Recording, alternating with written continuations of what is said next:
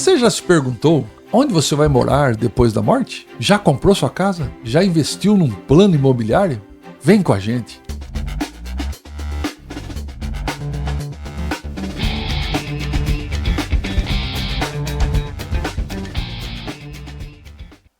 Sabe o que me incomoda um pouco, Alan? É essa história de bônus hora.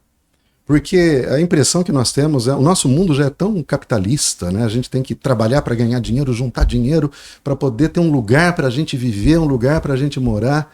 E a gente lê alguns livros, em Chico Xavier, sobretudo, espíritas, né, que ele fala sobre esse bônus hora. Uma situação meio estranha. E eu não encontro paralelo nas obras de Allan Kardec. Isso me preocupa um pouco. E é uma boa preocupação sua, porque realmente não tem. Kardec não cita nada disso.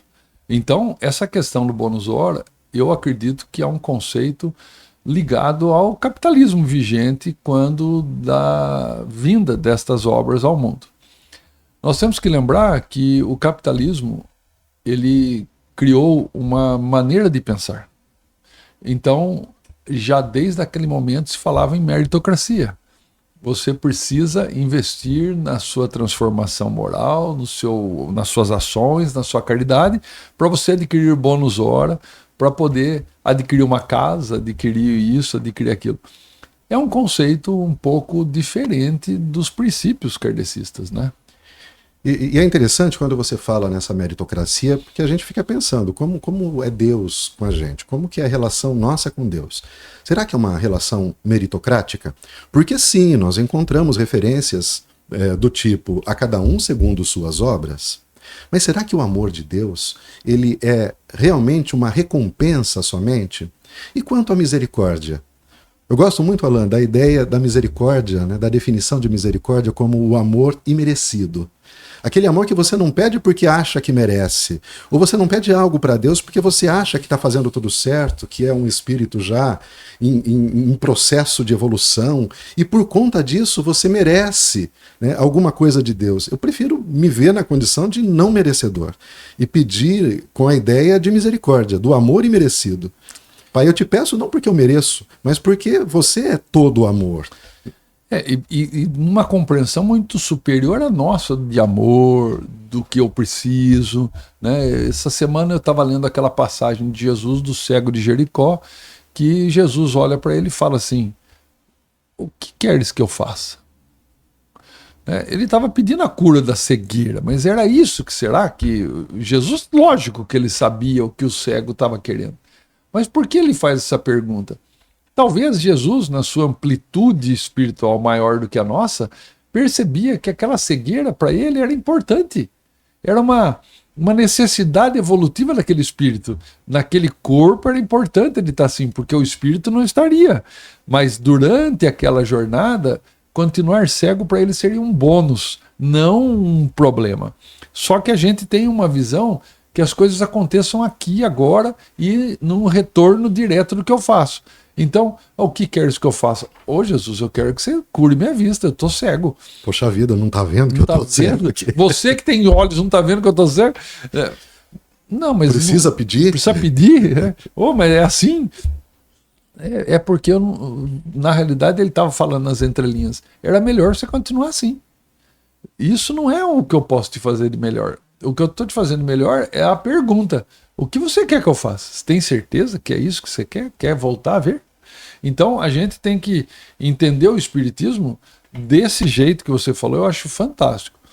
Deus, amor incondicional. O amor incondicional, ele não mede para quem ele ama. Ele não vai fazer diferença de um para outro. Ele vai amar. Uma mãe, ela vai amar 10 filhos. Mas tem um que é assim, o outro é assado, e ela vai amar de formas diferentes, mas vai amar do mesmo jeito. Pois é longe de mim, e eu acredito que longe de nós também, conhecer a total essência do amor, né? Foi trabalhado por tantos filósofos. Eu gosto muito da definição. Platão é a mais tradicional, mais clássica, né? Quando ele fala em desejo, em eros, ele fala em filia, ele fala em ágape. Mas eu gosto muito da definição de Spinoza, Baruch Spinoza. Ele vai falar que o amor é a alegria acompanhada de uma causa exterior. né? Ou seja, a sensação de potência que dá à pessoa que ama. Veja bem. Mas é importante lembrar, ó, acompanhada de uma causa exterior. E é interessante, Alain, a questão desse movimento, porque o amor tem a ver com a alteridade.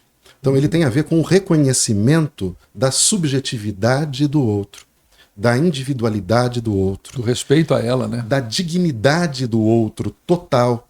Então esse respeito, essa liberdade, essa subjetividade, essa identidade do outro, concede-lhe liberdade. Portanto, o amor, ele liberta. Se ele liberta, ele não depende do amor de volta. Ele simplesmente ama. E é esse o amor que eu imagino, como eu disse, longe de mim tentar entender o nosso amor, que dirá o amor de Deus. Mas é esse o amor que eu imagino que Deus sinta por nós, né? É claro que se nós o amarmos, a nossa relação é mais próxima, né? Uhum. Mas se ainda assim nós não o amarmos, ele não deixa de nos amar por isso. Porque ele respeita a nossa subjetividade, conhece cada um de nós, a nossa individualidade. E por conhecer tão bem e respeitar tão bem, e nos dá livre-arbítrio, é por isso que ele nos ama. Esse é o exemplo, né, para a gente amar. E por isso não cabe para nós a meritocracia para Deus, né? Deus não nos analisa e nos valoriza e nos recompensa meritocraticamente, porque, afinal de contas, a gente não consegue nem entender a abrangência do seu amor. A gente está aqui tentando supor na nossa visão mundana. Limitada, né? Muito limitada. O que disse Paulo, né? Agora vejo em parte. Mas então, ou seja, um dia veremos face a face. Por enquanto a gente vê só uma parte. Só uma parte e supõe a outra, né? Agora, daí a isso vir a ideia do bônus hora, eu realmente acho que é um acomodar capitalista por uma visão espiritualista. Eu acho que não combina. Mas foi Chico Xavier que escreveu.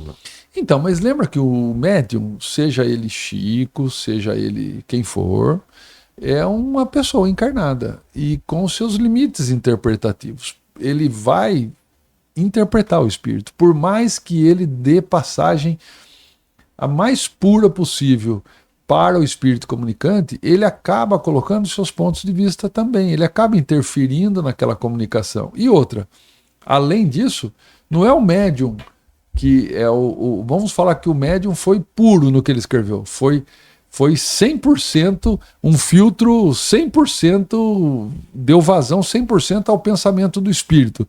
Ainda assim, o espírito não é um espírito puro, é um espírito que ainda está no rol das reencarnações e traz seus pontos de vista para a vida aqui encarnada.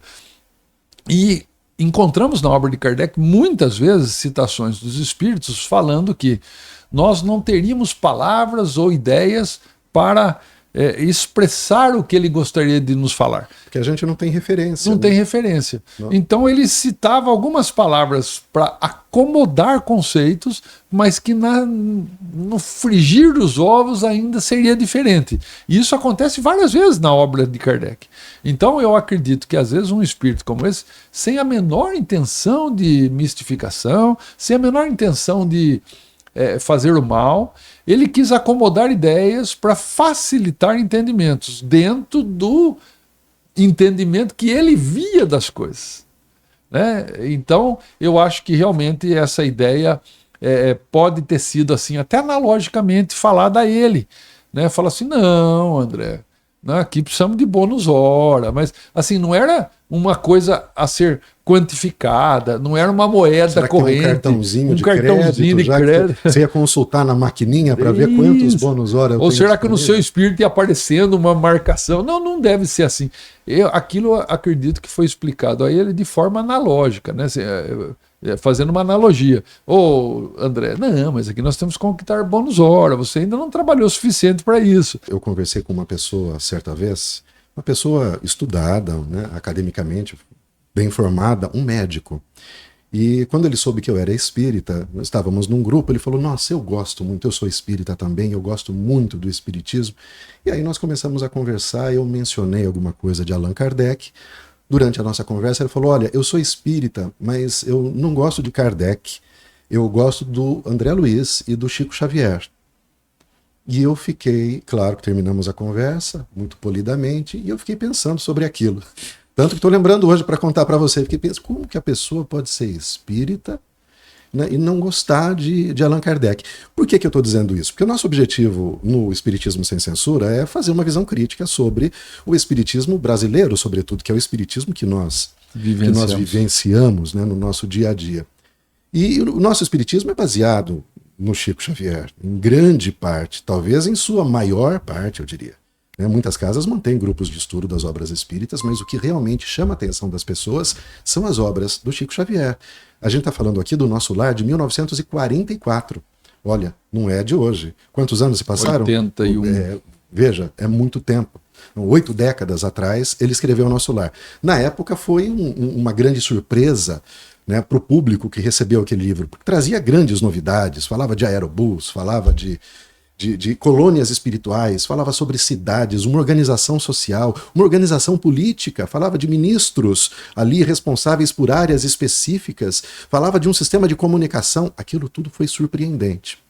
Mas a gente precisa chegar numa conclusão realmente. Isto é espiritismo, né, ou foi um acréscimo posterior? Nós podemos incorporar isso à doutrina espírita ou não podemos incorporar isso à doutrina espírita? Eu posso gostar disso, mas eu posso considerar como uma obra ficcional ou eu devo considerar como uma obra que faz parte da doutrina? Porque é muito comum a gente ouvir no Centro Espírita que as obras do Chico Xavier são obras complementares e subsidiárias. Subsidiárias no sentido de confirmar alguns conceitos que Kardec trouxe em suas obras. E complementares na ideia de complementar mesmo, de adicionar outros elementos. Então é isso que nós devemos entender o Espiritismo hoje, né, como Allan Kardec e Chico Xavier, e tomar as obras de Chico Xavier como obras doutrinárias? Não podemos. Porque na realidade nós temos que seguir o princípio de Kardec. Kardec inventou a palavra espiritismo. Então, se nós somos espíritas, é até redundante falar que eu sou kardecista, porque eu tenho que ser. Porque quem inventou esse conceito, quem criou o espiritismo foi Allan Kardec, com o nome espiritismo. O conceito kardecista faria sentido só na nossa realidade hoje, nossa realidade. Tem tantos que não são, como esse médico que eu mencionei. Então, daí ele não é espírita. Ele pode ser espiritualista, ele pode ter uma simpatia, mas ele não pode se falar espírita. Para ser espírita, ele tem que conhecer, estudar, e não é entender cegamente, mas ele tem que partir de Kardec para as elaborações mentais dele. Quando Kardec, no seu 5º livro, A Gênese, escreve na introdução, generalidade concordante das informações, ele dá uma direção para ele mesmo. Ele está fazendo uma autocrítica. Falou, olha, tudo que eu procurei publicar passou por um crivo da generalidade concordante. Ou seja, vários médiuns perguntaram a vários espíritos e as respostas de uma generalidade foram concordantes, semelhantes entre si, e por isso eu fiz constar das obras ditas dos espíritos. Quando o Chico vem, não Chico, vamos deixar o Chico de lado, quando o André Luiz vem e traz essas informações, nós não precisamos descartá-la, mas ela ainda, para mim, está no banho-maria. Eu deixo ela ali, esperando outros médiums sérios que atendem e recebem espíritos sérios confirmarem. Porque eu sempre tive uma frase dentro das aulas mediúnicas que eu dei bastante, onde eu falo, espírito não tem CEP. Isso sempre gerou muita discussão em aula. Espírito não tem CEP. Por que não tem CEP? Porque ele não tem um local como a gente hoje. Onde você mora? Eu moro no CEP tal. Rua tal. Muitas pessoas que estão acompanhando agora estão pensando nesse instante, porque eu estou pensando enquanto você diz. Certamente estão pensando como eu o seguinte, mas vieram livros posteriores. Né? Nós temos livros do Divaldo Franco, nós temos aqueles livros que fizeram tanto sucesso, por exemplo, Violetas na Janela, de Vera Lúcia Marinzec, né, que conta a história de uma moça que desencarnou e todo o dia a dia, o cotidiano dela no plano espiritual. Então, tudo isso não são confirmações dos espíritos ou são simplesmente acréscimos, né? São caronas que esses autores, e talvez outros espíritos também, pegaram na obra de Chico Xavier, porque a gente sabe que hoje o espiritismo é dos setores, né, de publicação que mais publicam livros. Né? Eu acho que tudo isso é mais do mesmo de André Luiz. As pessoas pegaram carona. Aqueles livros de André Luiz venderam enormemente. Assim, muitos, eu nem sei falar a quantidade. Logicamente, deu certo a fórmula que ele trouxe. E talvez consolou muita gente. Talvez aquilo veio ao encontro da necessidade do encarnado de se sentir pertencente a uma colônia espiritual. É muito difícil nós, hoje, olharmos para um conceito como esse e, ao mesmo tempo, falar para o espírita: meu querido, preste atenção. Você não tem CEP depois de desencarnado. A sua localização no plano espiritual vai ser ligada diretamente à sua vibração mental. Mas eu não vou morar com a minha avó? Não sei. Não vou rever minha avó? Talvez. Minha avó não está lá, não tem uma sopinha quente me esperando. Era bom, André né? Luiz chegando na casa de Lísias, né? Tem um caldo lá. Tem um caldo lá para ele. Meio ralo, é claro. Ele reclamou do caldo, mas tinha um caldo. Parece que essa ideia é tão reconfortante, né, Alan? Claro que é, porque nos remete a uma lembrança de conforto, né? Nós temos uma memória afetiva com esses conceitos. Agora, se eu falar para você que a sua vibração mental talvez te aproxime da sua avó, ou talvez não. Talvez sua avó esteja num outro nível de vibração. Às vezes ela vai poder estar ao seu lado e você não a ver. Desencarnamos. Ok. Tá? Aqui de uma forma genérica, não importa como, em que condições, nós desencarnamos. Eu sei que cada caso é um caso muito específico, mas a gente quer falar do plano espiritual, de como é esse plano espiritual. Allan Kardec faz várias entrevistas com espíritos na obra O Céu e o Inferno, em diversas condições, né? Espíritos de suicidas, espíritos de pessoas consideradas boas, que tiveram uma vida muito produtiva, muito alegre, espíritos solidários e espíritos também muito perturbados. Ele vai evocar esses espíritos para conhecer a condição deles no plano espiritual. Quando nós desencarnamos, nós temos a cultura de nosso lar, a gente vai pensar que a gente vai acordar num hospital. Esse hospital tem uma cama de hospital, tem paredes, tem aparelhos, assim como uma sala hoje dentro de um hospital. Você vai estar sendo recebido pelos espíritos, por seus conhecidos talvez, por seus amigos, por seus familiares. Você vai receber um tratamento e você vai seguir para uma colônia espiritual, que é tudo isso que nós vimos na obra de André Luiz. São construções, são edifícios públicos, edifícios privados, né, que você deve comprar para poder utilizar. Kardec não fala nada sobre isso. Ele não toca nesse assunto. Eu fico pensando, era um assunto importante para ele? Porque quando eu penso na minha morte, a primeira coisa que eu penso é para onde eu vou, como que é lá, como é lá, porque quando eu vou para algum lugar, o que eu penso é isso. Como é para onde eu vou? Que tipo de roupa eu vou levar para ficar lá? Como eu vou me sentir lá? Kardec não fala nada sobre isso. Será que ele não teve curiosidade? Por que ele não aborda esse assunto?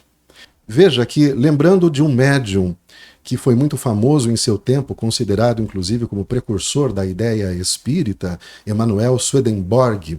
Esse Emanuel Swedenborg ele já trouxe informações sobre o que poderia ser definido como colônias espirituais.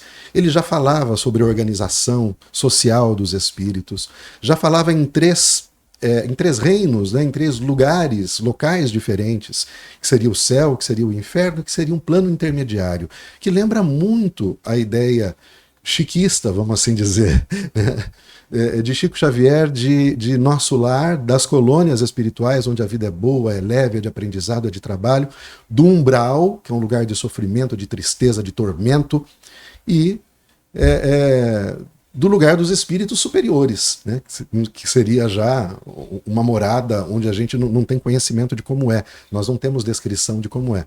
A gente só tem descrição dos planos mais baixos, porque é o que a gente conhece, né? Os planos mais altos a gente não sabe exatamente como é. Agora, A dúvida, Alain. Kardec é de 1857, a primeira edição do Livro dos Espíritos. Swedenborg, ele vai desencarnar em 1700 e alguma coisa, final do século XVIII. É evidente que Kardec deve ter conhecido Swedenborg. Se nós hoje estamos aqui falando sobre ele, Kardec também deve ter pesquisado, uma vez que ele era um pesquisador, um cientista. Porque, conhecendo tudo aquilo, ele não traz esse assunto. Né? Ele não aborda esse assunto e não esclarece isso em suas obras. Muitos vão dizer, ele não teve tempo suficiente para isso, mas foram 15 anos de trabalho. Foi um Livro dos Espíritos revisado. Será que esse assunto não era tão importante? Ele tratou disso em O Céu e o Inferno, mas por que ele deliberadamente não entrou nesse contexto? É interessante essa pergunta porque as perguntas do Livro dos Espíritos são elaboradas por Allan Kardec, não pelos Espíritos. As respostas são dos Espíritos. Então a gente sempre trata Allan Kardec como uma pessoa de muito bom senso, justamente pela elaboração dessas perguntas, em saber pesquisar. Esse é o grande trabalho, e um trabalho assim incomparável que ele fez para nós. Né? Deixou lá um legado de bom senso, de dedicação. Por que ele não pergunta isso? Porque isso entra num rol de uma curiosidade que é menor. Veja, a preocupação para onde eu vou, ela muito tem a ver com a minha quantidade de culpa no coração. Então, antigamente, na igreja, se vendia indulgências. Talvez o bônus hora. Se vendia bônus hora. Se vendia indulgências. As pessoas construíam capelas, reformavam igrejas, davam terras à igreja, faziam lares, faziam benfeitorias ligadas sempre à igreja, para conquistar lugares melhores no plano espiritual, ou no céu, como se dizia na igreja. Quando a gente traz esse assunto para a doutrina espírita, nós temos que lembrar sempre que Chico era um grande católico, ele era um fervoroso católico antes do espiritismo. E durante o espiritismo também, ele tinha uma ligação muito grande com a Igreja Católica. Então o coração dele queria esse conforto. E talvez ele tinha essas perguntas. Aí aparece um espírito que conforta ele. Pode ser verdade tudo isso? Eu não estou dizendo que não é. Que é mentira. Então, não estou falando isso. Eu estou falando que falta do plano espiritual mais notícias para que a gente realmente ratifique e confirme essa condição. Alain, essa ideia de que nós temos um local para onde ir após a desencarnação nos traz um grande conforto. Mas vamos entender como Kardec trata disso. Porque Kardec apresenta o espírito como uma inteligência. Aliás, a inteligência é um atributo do espírito, mas como algo imaterial. Então veja, como algo imaterial, nós, enquanto espíritos libertos da carne, na erraticidade, não mais ligados a um corpo físico, presos a um corpo físico, nós não temos nenhuma necessidade material. Nós precisaríamos de um teto, nós precisaríamos de paredes para nos proteger do vento ou para nos proteger de predadores. Nós precisaríamos de alimento para nos alimentar, se nós não somos mais matéria. Kardec traz essa leitura. Mas é muito difícil para a gente projetar isso para uma realidade. Porque eu penso, eu desencarno, meu espírito se liberta, mas onde eu estou? Onde eu estou? Kardec diz que o espírito pode viajar na velocidade do pensamento. Ele está onde? Ele está em suas memórias, ele está possivelmente numa visão de futuro, ele está junto aos seus entes queridos, mas em que lugar? E a pergunta que eu faço, e o que isso importa?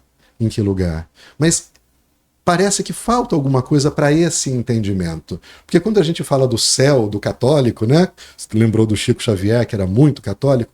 O céu do católico é um local maravilhoso, um local de alegrias. Alguns veem o céu como natureza, como árvores, com animais selvagens convivendo exóticos, com as pessoas, exóticos, elefantes, a gente vivendo naquela maravilha e todos louvando a Deus. Você está num lugar. A gente não consegue projetar a ideia de ser feliz sem estar num lugar. Mas essa felicidade, a evolução, para Kardec é diferente. E eu acho que é isso que nós temos que treinar né? Não estacionarmos na ideia de felicidade terrena que nós temos, mas tentar nos projetar para uma coisa que nós ainda não conhecemos, para avançar nos nossos limites mentais. Nós temos enraizado em nós o conceito de céu, inferno e purgatório. Esse conceito vem da Idade Média, né? Foi desenhado por um artista, esse conceito. E é para acomodar algumas situações que não havia como lidar com para onde vai esse espírito. Não é bom o suficiente para ir para o céu, mas também não é mal o suficiente para queimar eternamente no inferno. Põe o que no a gente faz com ele? Põe num lugar intermediário, depois a gente vê o que faz com ele. A gente vai pensar em alguma situação. Mas veja que esse negócio é mais retórica para se defender conceitos do que um fato da onde o espírito está, né? O espírito, ele não tem CEP. Eu vou voltar a afirmar isso. Isso para mim é um conceito que é simples de entender.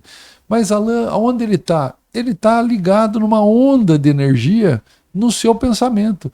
Eu evoco ele a qualquer momento, mas com a velocidade mais rápida do que você pode pensar. Ele não tem CEP, mas talvez o pensamento de gente antiga agora, hein? Talvez ele tenha uma caixa postal, né? Também não. Para receber uma mensagem nossa. Nem, eu acho um e-mail, eu acho que coisa nem assim. é assim. Eu acho que é mais rápido do que isso, porque é onda. Eu entrei igual o dial antigo do rádio, na sintonia daquele espírito, e ao mesmo tempo nós estamos nos comunicando mentalmente. E ele está do meu lado. Mas se outro evocar ele no mesmo dial em outro lugar, ele vai estar lá também. Eles estão por toda parte. Habitam infinitamente os espaços infinitos. Estão frequentemente ao nosso lado, atuando sobre nós. Isso é o que diz Kardec. Podem estar todos aqui. É uma ligação. Eu começo a escutar aquela faixa do rádio que está no 30. Quando eu saio do 30, aquela recebo toda aquela influência e também influencio. Quando eu Ou seja, mudo, estabelece-se uma comunicação. Comunicação, é uma sintonia, literalmente, como a gente usa na nomenclatura do rádio antigo, né? Sim. A gente sintoniza naquele canal. Ao sintonizar naquele canal, a gente recebe todo o fluxo energético de vibração daquele canal. Quando eu saio do 30 e vou para o 40, mudou. São outros espíritos, é outra vibração, é outra sintonia. E assim sucessivamente. Não importa o lugar físico que eu vou estar. Porque Chico traz aquela ideia de plasmar, né? Que o espírito. Okay. Allan Kardec também traz essa ideia dessa projeção, né, da ação do pensamento sobre os fluidos, né, que o pensamento é para o espírito que são as mãos para o encarnado. Então, com o pensamento, ele pode moldar o fluido cósmico universal e produzir até mesmo objetos, porque Kardec vai conversar com espíritos que traziam piteiras, por exemplo. Ele traz vários exemplos assim. E ele pergunta sobre esses objetos para o espírito que o está orientando, e ele explica que aquele espírito produziu aquele objeto mentalmente, pelo pensamento, assim como produziu as suas vestimentas, as suas roupas, a sua aparência, porque na verdade não é aquela aparência, né? Mas é para ele se fazer reconhecido, para poder estabelecer uma conexão e uma comunicação, ele tem que ter certos adereços, assim dizendo, para que se faça visto. Se você pensar no plano, no nosso lar, por exemplo, nesses termos, é possível entender que nós podemos, por exemplo, projetar um ambiente para nós. É como uma criança, você pede para ela desenhar uma pessoa, ela vai desenhar lá uma bolinha, um palitinho, as mãozinhas, mas ela vai colocar uma terrinha embaixo, um céu em cima, uma árvore do lado, né? A criança coloca um ambiente, porque ela não consegue conceber alguma coisa que esteja no nada, alguma coisa está em algum lugar. Então esse espírito também, ele pode projetar a sua realidade, eu imagino, tá? Isso eu estou também elocubrando, um entendimento, estou avançando no entendimento de uma possibilidade. Como justificaria que todos em nosso lar tivessem exatamente a mesma produção de ambiente para que aquilo fosse uma cidade habitada por várias pessoas com edificações semelhantes para todo mundo? Vamos lá, isso pode ser que aconteça, pode ser que exista. Vamos lembrar, nós não estamos falando aqui que não exista. Por quê? Eu precisaria de um grupo de espíritos que vibrem na mesma sintonia e juntos combinem de plasmar uma cidade. Seriam uns construtores. Uns construtores, eles teriam que plasmar. Agora, para os espíritos que vão para lá habitar, vamos falar, plasmou a cidade, eles têm que entrar numa mesma faixa de vibração. Talvez seja por isso que André Luiz tantas vezes fica falando que aquele espírito ainda não está na sintonia necessária para chegar no nosso lar. Então, todos têm que vibrar numa vibração parecida para que aquilo se sustente como vibração. Porque se aquilo é energia plasmada, para ele se sustentar, ele precisa de vibração contínua. Então, é necessário que todos ali plasmem para isso. E o mundo íntimo de cada um? Aí é um outro problema, né? Aí vão ter oscilações. Exato. Por exemplo, eu posso atravessar uma porta no nosso lar? Não, tem uma porta, eu tenho que bater. Eu vou deitar numa cama? Então. O meu mundo íntimo, como fica? Nós não temos resposta para tudo, não, né? Não temos resposta para tudo, mas são perguntas para a gente fazer uma crítica. Uma crítica, eu acho que a gente tem que entender que o nosso conceito aqui é um espiritismo sem censura. E é criticar. Nós não estamos aqui desmerecendo, nós estamos aqui desconstruindo nenhum conceito, nós estamos só levantando pontos para cada um que está nos ouvindo, que se conecta conosco, pensar criticamente, levantar essa ideia, falar, peraí, realmente, né? Como que isso pode ser, né? E pode ser que juntos a gente chegue numa cidade ainda melhor do que o nosso lar, que a gente fala, não, realmente pode ser que exista. O que a gente está falando é que, baseado no conceito kardecista, não daria para existir. Não. Mas Kardec não é absoluto e não é sagrado. Kardec é um ponto de partida. Beleza. Por isso que alguns falam que Chico produziu obras complementares.